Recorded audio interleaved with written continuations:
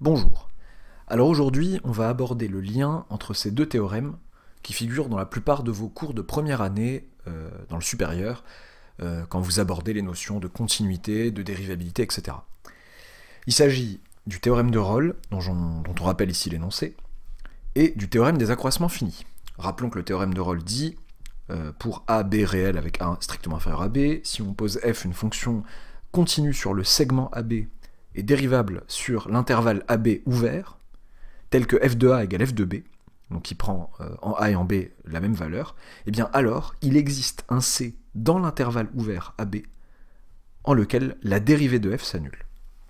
Donc petit rappel, ce n'est pas une redondance que de dire continu sur AB fermé et dérivable sur AB ouvert. Ce n'est pas une répétition inutile, pardon. Parce qu'en fait, si j'avais dit continu sur le segment AB et dérivable sur le segment AB, on aurait pu me dire dérivable sur le segment AB suffit, parce que dérivable implique continu sur le segment AB. Non, cette formulation n'impose pas, donc en fait l'hypothèse n'impose pas nécessairement que f soit dérivable en les extrémités de l'intervalle, en A et en B. Dans la plupart des cas que vous allez traiter en première année, les fonctions sur lesquelles vous appliquerez Rolle auront le bon goût souvent d'être dérivables en le A et en le B aussi, peut-être même sur R, peut-être même truc, mais gardez en tête que les hypothèses nécessaires pour bien faire tourner le théorème ne sont que celles-là. C'est-à-dire, si je n'ai pas dérivabilité aux extrémités, mais bien la continuité extrémité comprise, ça ne me dérange pas. Ok, ça c'est le théorème de Rolle. Le théorème des accroissements finis. Bon, pour rappel, les hypothèses se ressemblent beaucoup. Pareil, 2 réels AB avec A strictement inférieur à B. On prend f une fonction continue sur le segment AB, donc fermé et dérivable sur AB ouvert. On ne précise pas cette fois-ci que f de A égale f de B. Eh bien, le théorème des accroissements finis m'indique qu'il existe un C dans l'intervalle AB ouvert, tel que f' de C soit égal à f de B moins f de A sur B moins A. Formulation équivalente dans vos cours, ne paniquez pas si vous avez f' de C fois B moins A égale f de B moins f de A. Bon, moi je me permets d'écrire ça avec A différent de B, bien évidemment. Ok, quel est l'énoncé du coup de tout ça? Qu'est-ce que je demande? Je demande tout simplement, en admettant le théorème des accroissements finis, de démontrer le théorème de Rolle, puis en admettant le théorème de Rolle, de démontrer le théorème des accroissements finis. Pour se rendre compte en fait que leurs énoncés sont équivalents. Bien entendu, cela ne vous dispense pas de les connaître tous les deux, mais c'est bon de savoir, il est bon de savoir qu'on peut passer de l'un à l'autre et de l'autre à l'un. Si on admet l'un, d'arriver à l'autre, et si on admet l'autre, d'arriver au premier.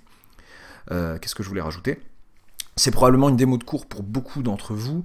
Ce que je vais vouloir faire, surtout à la question 2, c'est d'essayer de voir comment on peut avoir l'idée que balance souvent le cours, en tout cas je sais pas, ça dépend des cours, mais souvent l'idée est parachutée comme ça. On va essayer de voir si on peut y aboutir par nous-mêmes, honnêtement. Bon, en vrai, je suis juge et parti, je connais évidemment l'idée, mais c'est de vous y mener de la manière la plus honnête qui soit sur le plan de l'intuition. Voilà.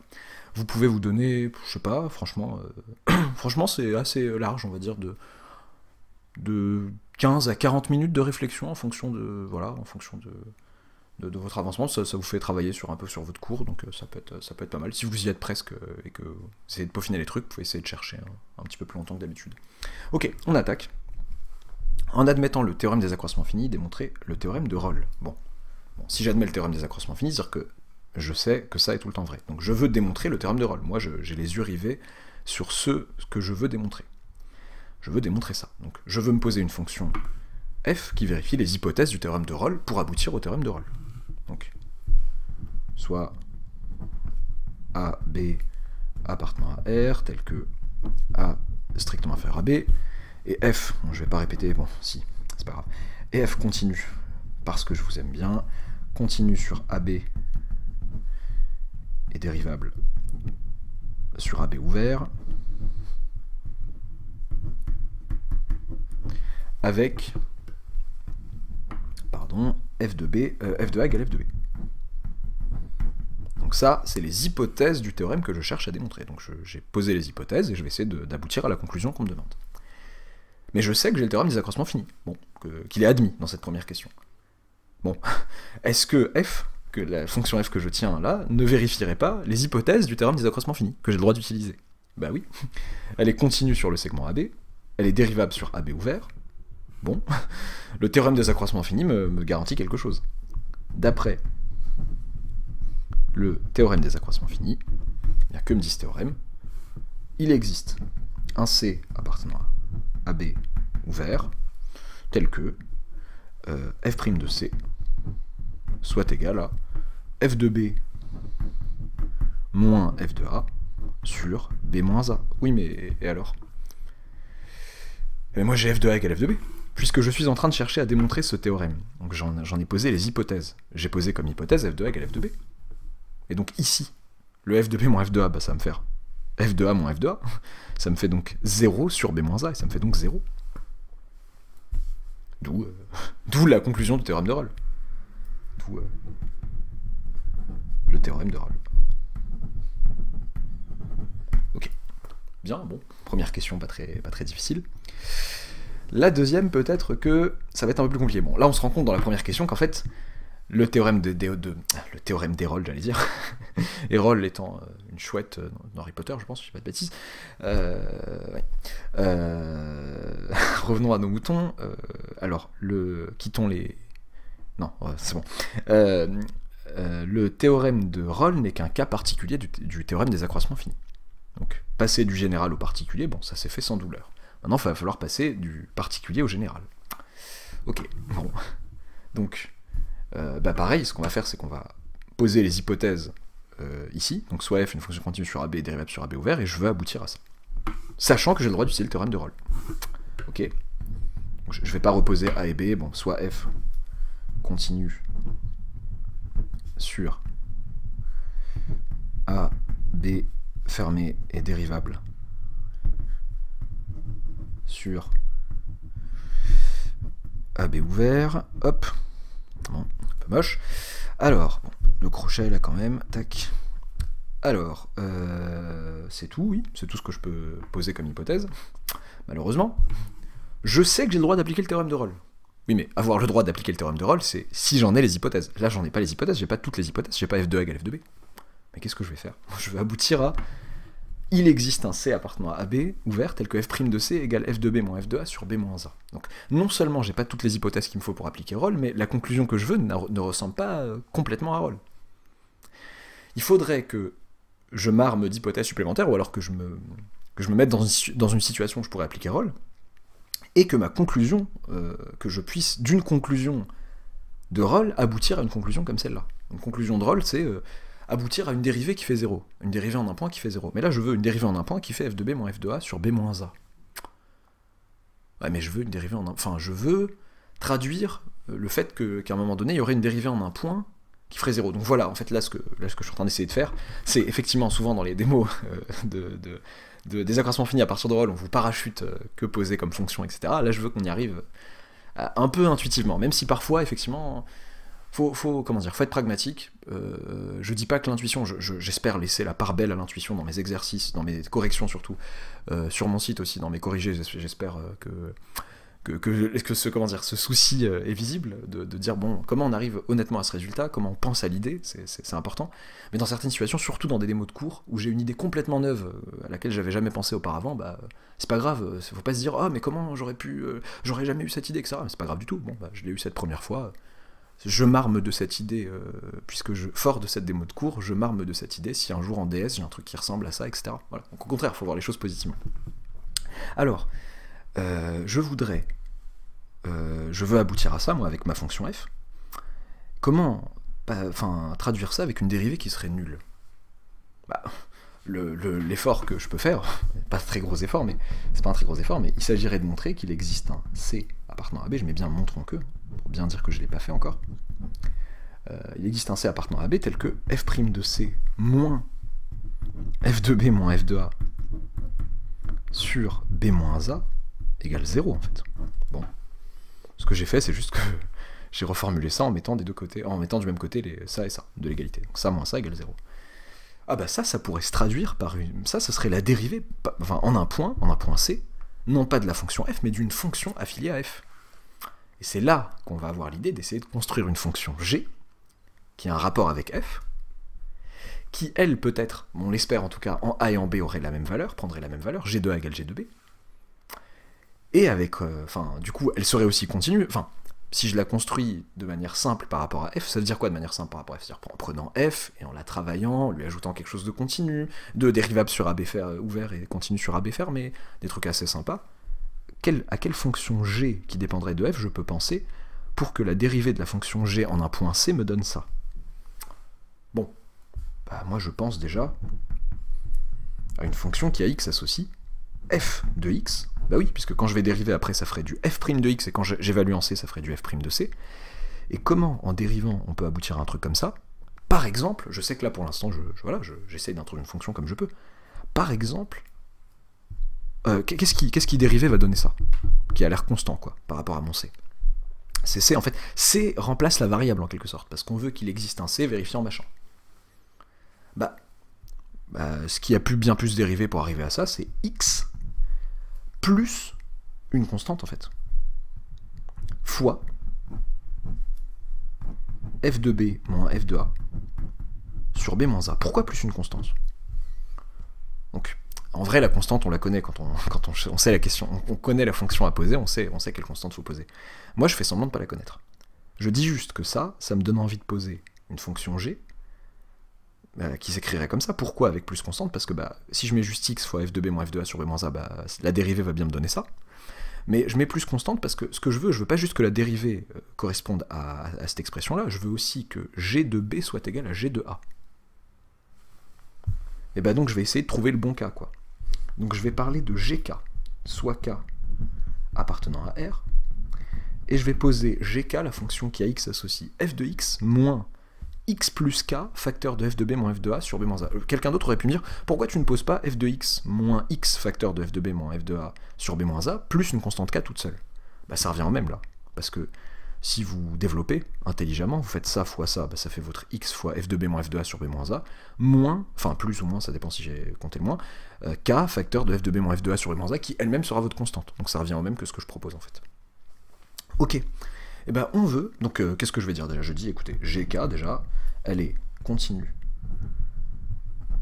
sur AB fermé et dérivable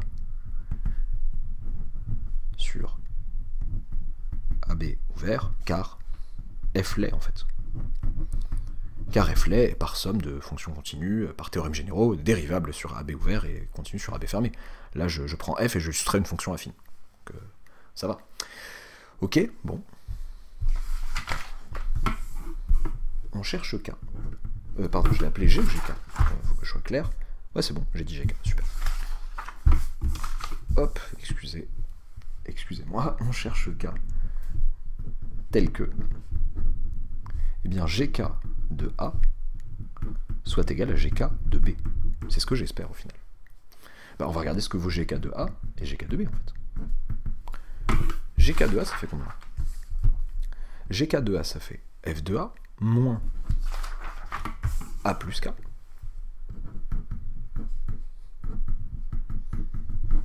F de B moins F de A sur B moins A.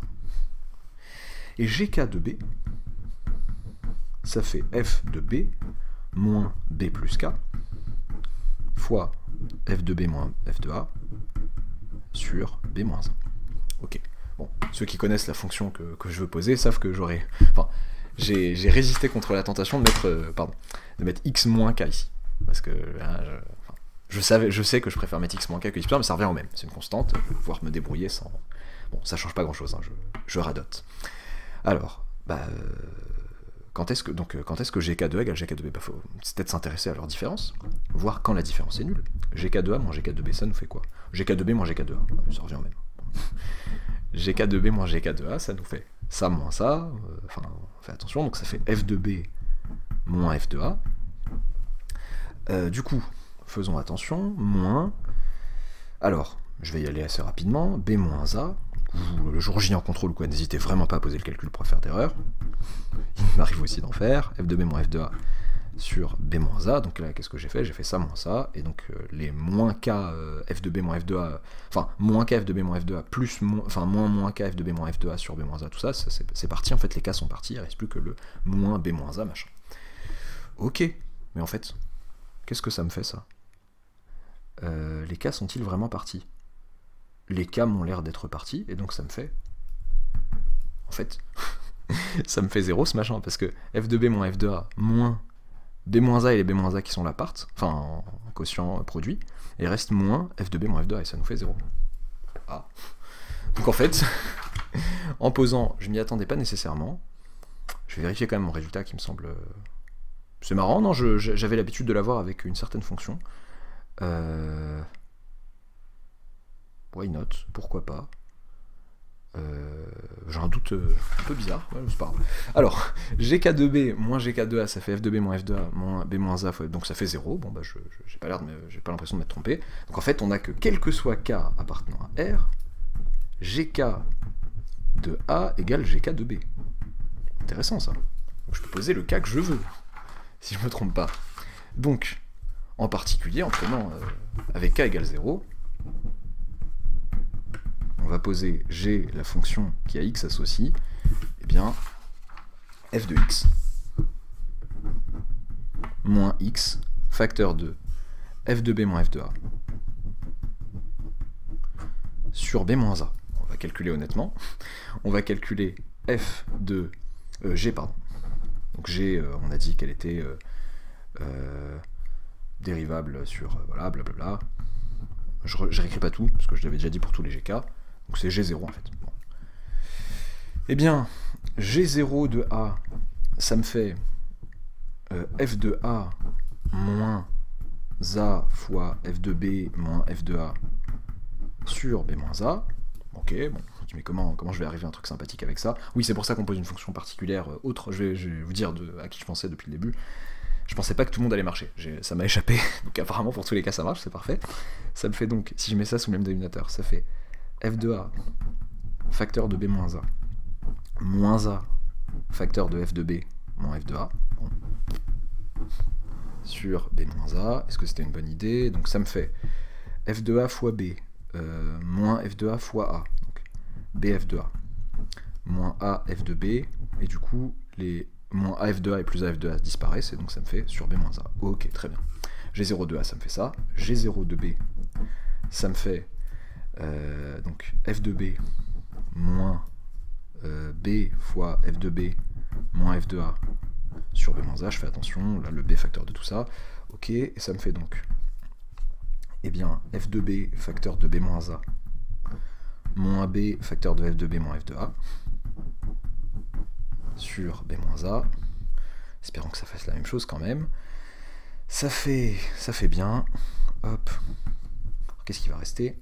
Il reste bien du moins a f de b et plus bf de a. Bf de a moins a f de b. Hop.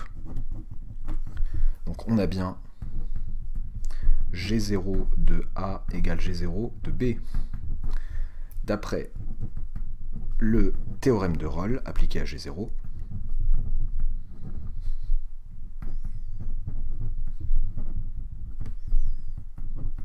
Eh bien, il existe un C appartenant à AB ouvert, tel que G0' de C égale 0.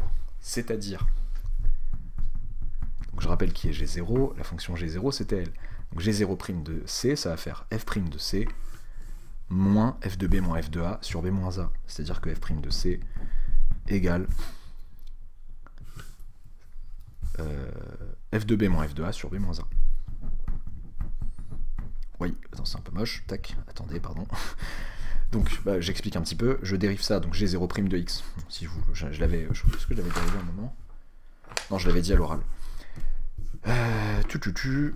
Écrire ici. Tac. G0' de x, qu'est-ce que ça nous fait? Ça nous fait f' de x moins f de b moins f de a sur b moins a. Et bah écoutez, j'ai eu un petit trou de mémoire. J'ai été surpris par le fait que ça marche pour tous les cas. Et oui, en y repensant avec un petit peu de recul, c'est relativement évident. Bon, je ne vais pas faire semblant, mais la fonction qu'on a l'habitude souvent de vous poser, qui simplifie un peu les calculs des valeurs en a et en b, en fait, c'est prendre f de x moins a, facteur de f de b moins f de a sur b moins a, parce que ça se visualise assez bien qu'en prenant k égale moins a, effectivement, les valeurs en a et en b de cette fonction seraient égales. Parce qu'en fait, en a, quand x égale a, ça ferait du A-A, et ça part, il reste f de A.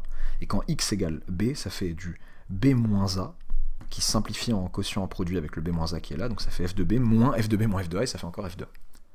Donc c'est relativement joli. Souvent, ce qu'on pose dans les démos que vous allez lire dans les bouquins ou autres, dans les démos sur internet, souvent, je pense que vous allez avoir la fonction g qui a x associé f de x moins a, facteur de f de b moins f de a sur 1a. Bah, il se trouve que en cherchant une fonction, voilà quoi, en essayant de se dire, bon, quelle fonction je pourrais trouver à partir de f sur laquelle je pourrais appliquer roll qui m'est autorisé,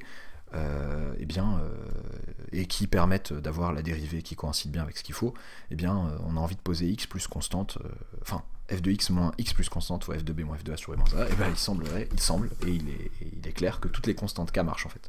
Bon. Et du coup là j'ai voulu jouer le jeu jusqu'au bout, en disant, bon bah, si toutes les constantes k marchent, je me mets à la place d'un élève, bah, je mets k égale 0. J'allais pas mettre, prenons k égale moins a. En fait si, j'aurais pu vous le faire passer ici en disant, bon c'est un cas qui m'arrange. Mais bon, voilà. Voilà, cette surprise de ma part n'était pas feinte. Ça tombe super bien, j'ai essayé de le faire dans la peau d'un élève, j'ai peut-être pris mon rôle un petit peu trop à cœur. Voilà, oui, donc on a bien... zut. Est-ce que je prends toute une feuille pour... Ah oui, allez, ne radinons pas. Ça servira à autre chose de toute façon. D'où une feuille pour une petite conclusion. Quelle serait la conclusion? Et voilà le travail. Voilà. Oui, c'est juste pour ça, il fallait bien un petit truc là-dessus. N'hésitez pas à vous abonner, partager, blablabla, et à bientôt pour une nouvelle vidéo.